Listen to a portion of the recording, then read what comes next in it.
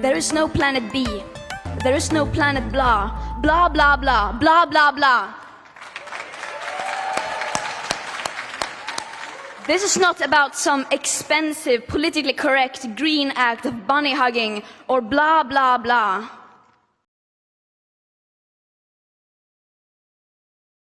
We have Greta now, please. Greta, the floor is yours.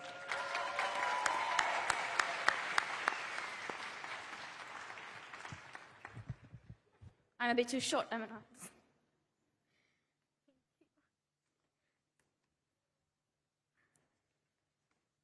Hello, and thank you, Vanessa. Climate change is not only a threat, it is above all an opportunity to create a healthier, greener and cleaner planet which will benefit all of us. We must seize this opportunity. We can achieve a win-win in both ecological conservation and high-quality development. Fighting climate change calls for innovation, cooperation and willpower to make the changes that the world needs. We need to walk the talk. If we do this together, we can do this. When I say climate change, what do you think of? I think of jobs. Green jobs. Green jobs.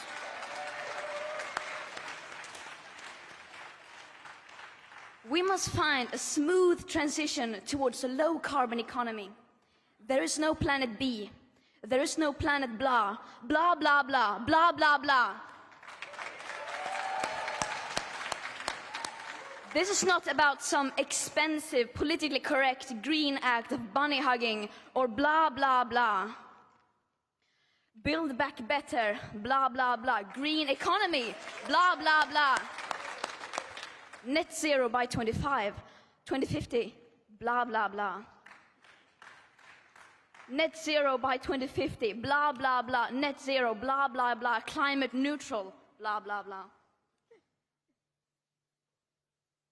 This is all we hear from our so-called leaders. Words.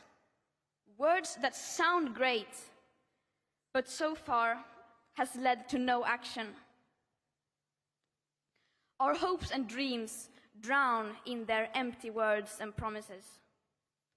Of course, we need constructive dialogue, but they've now had 30 years of blah, blah, blah, and where has that led us? Over 50% of all our CO2 emissions have occurred since 1990, and a third since 2005. All this while the media is reporting on what the leaders say that they are going to do instead of what they are actually doing. And then not holding leaders accountable for their action, or rather inaction. And don't get me wrong, we can still do this. Change is not only possible, but urgently necessary, but not if we go on like today.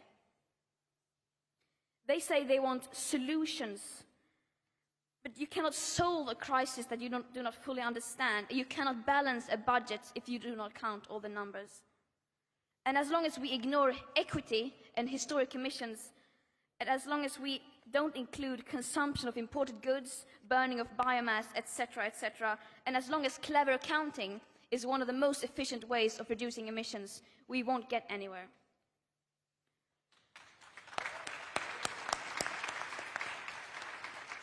And the climate crisis is, of course, only a symptom of a much larger crisis. A sustainability crisis, a social crisis, a crisis of inequality that dates back to colonialism and beyond. A crisis based on the idea that some people are worth more than others and therefore have the right to exploit and steal other people's land and resources. And it is very naive to believe that we can solve this crisis without confronting the roots of it. Right now, we are still very much speeding in the wrong direction. 2021 is currently projected to experience the second highest emission rise ever. Only about 2% of government recovery spendings have been allocated to clean energy measures. And according to a new report by the UN, global emissions are expected to rise by 16% by 2030 compared to 2010 levels. Our leaders' intentional lack of action is a betrayal towards all present and future generations.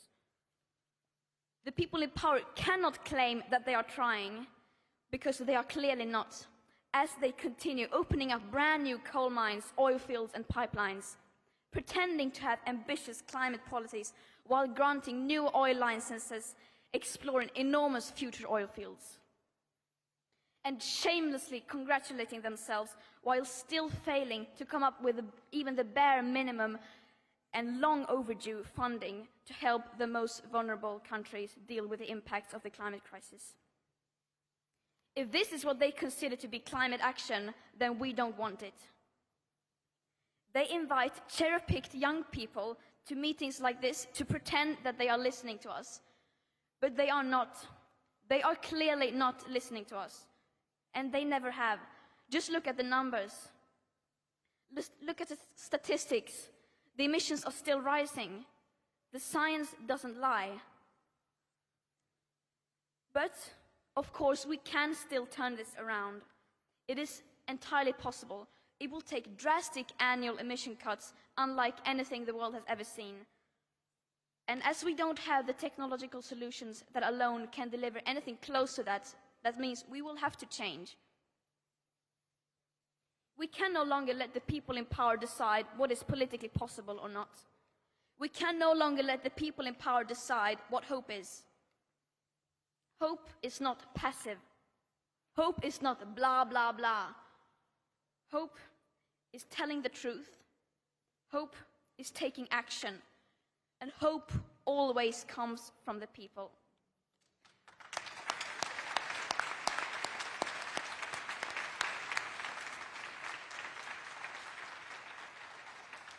And we the people, we want a safe future.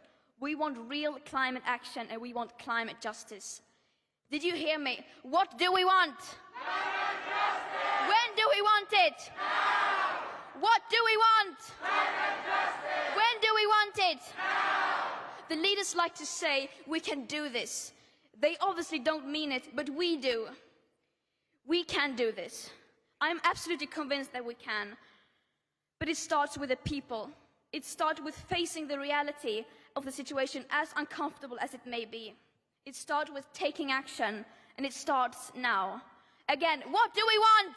Climate justice! When do we want it? Now! What do we want? Climate justice! When do we want it? Now! What do we want? Climate justice! When do we want it? Now! What do we want? Climate justice! When do we want it? Now!